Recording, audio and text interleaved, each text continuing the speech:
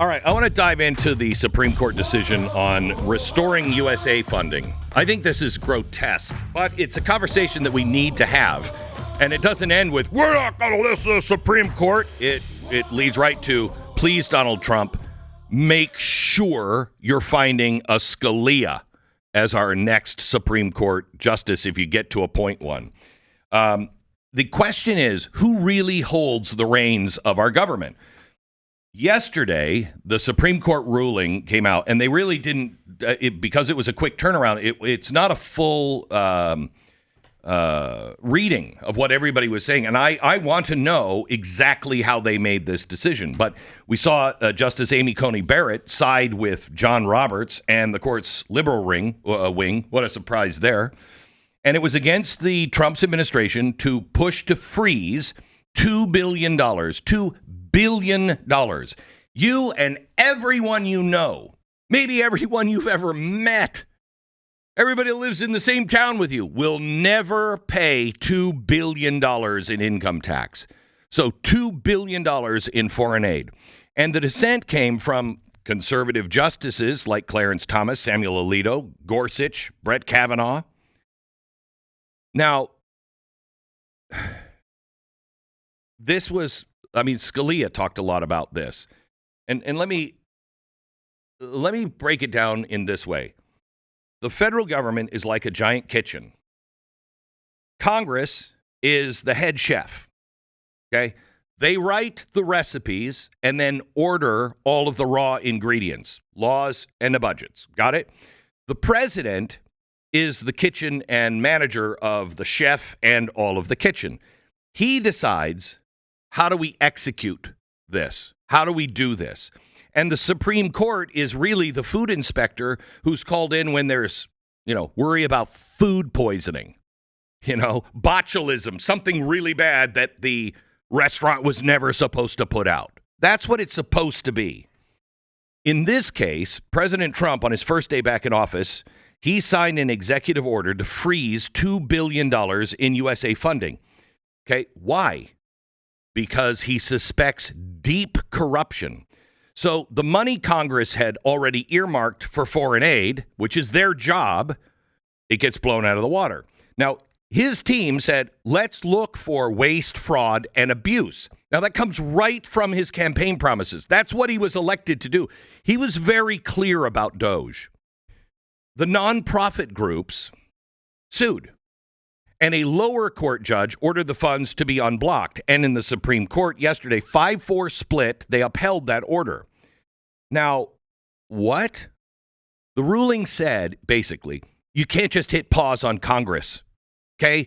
They've come up with a recipe. They've ordered all of the goods unless the law explicitly lets you, the president. Now, I think it does, but...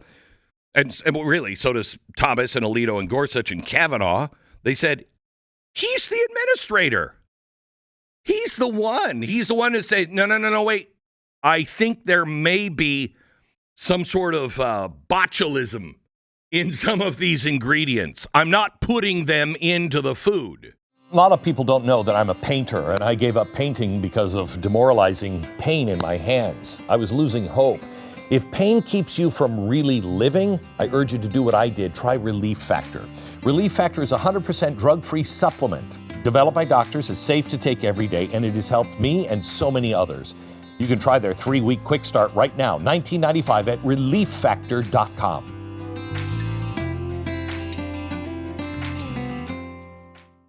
The administrator, does he have leeway to manage the funds and root out corruption?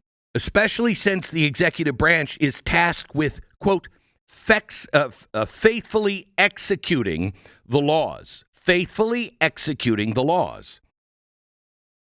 Coney Barrett, Trump appointee from last time, surprised a lot of people, me not so much.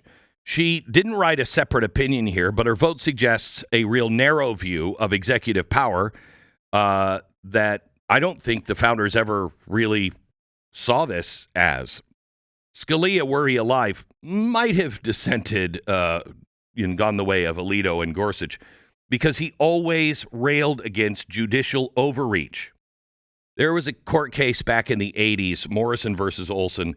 He warned letting courts micromanage executive discretion, I'm quoting, enfeebles the president's constitutional role. What does that mean? The president oversees his domain. Congress oversees their domain. And there can't be any judicial meddling in this unless the Constitution or Congress clearly says so. Okay. Congress allocated the funds, and no law gave Trump the unilateral freeze button. That's what she said.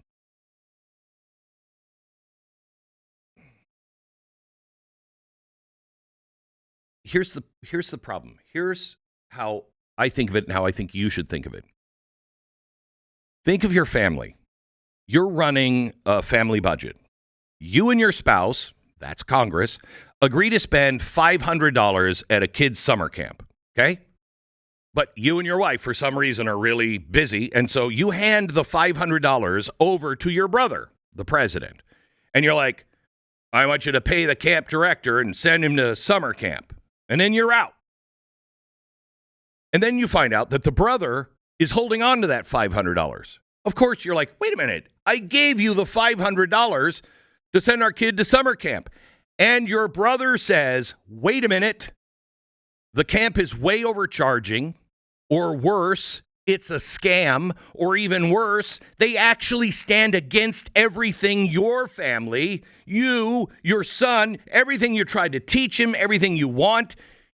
I couldn't in good conscience give this $500 to them because it's corrupt. Are you cool or are you mad that I told you it had to be spent on this? Are you going, thank God, or do you say, you have no right to do that? I want my money going to that corrupt camp, even if they're abusing my child. Of course not. That's the oversight of the administrator. That's this case in a nutshell. That's what Trump is arguing, and that's what Trump should be given. The problem is it's not a family of 3 or 4 or 5. It's a family of 330 million people, and the cash is yours. Do you want it to go to anti-American or changing mice, one sex to the other? Do you want that? Because I, as a family member and 330 million people, I'm kind of pissed about that. Maybe you're not. I am. Okay, add that a little bit too, Glenn. At any point, the mom and dad can just send that money directly to the camp. Yes. All they have to do is, instead of doing this BS thing they're doing, which is like, here's a big pile of money and we want generally this thing to happen, they can just write in the laws that they pass exactly where the money needs to go and when it needs to go there. That is complete. They have the power. The Congress has all of this ability. As according to the Constitution. But the progressives have changed all of that. They passed in 1946 the Administrative Procedure Act. I don't know what that is. You ever heard of that? Really super important. It creates a 4th branch of government that's neither executive or legislative. It's just kind of out there in limbo. Why? Because it dilutes the power of the president and it takes Congress out of the hot seat. They don't want to be blamed by you for something. Is anyone taking responsibility for the cash that we know is being funneled into, nefarious purposes? Nobody in Congress is being held responsible for it. Why? Because they did exactly what Stu said. We're just giving it to that agency. I don't have anything to say about the agency. I said we should send it over there because I thought they were doing this. And then if the president doesn't have the power to say, wait a minute, you're not spending that money, then you can't even blame him. Who do you blame?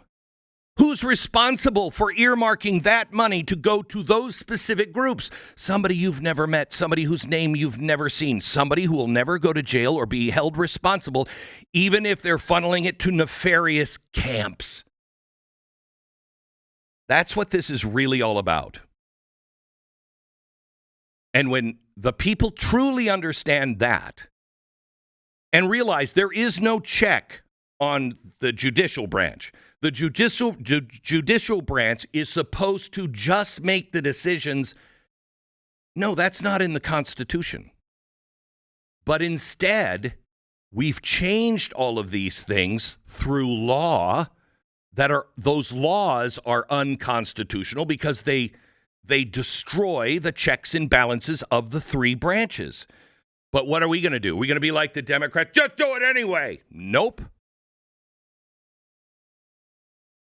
We say to the President of the United States right now, you let the DOJ, if they force you to spend this money, you sick the DOJ on them and you track every dollar. You find anyone who is wasting our money, anybody who is doing anything nefarious, and you march them out in an orange jumpsuit in shackles and you throw their ass in jail. And then you wait for one of these people in the Supreme Court to die of natural causes. Do you hear that, lefties? To die of natural causes. And then you find the biggest constitutional pit bull and you put them on the court. That's the way Americans handle it.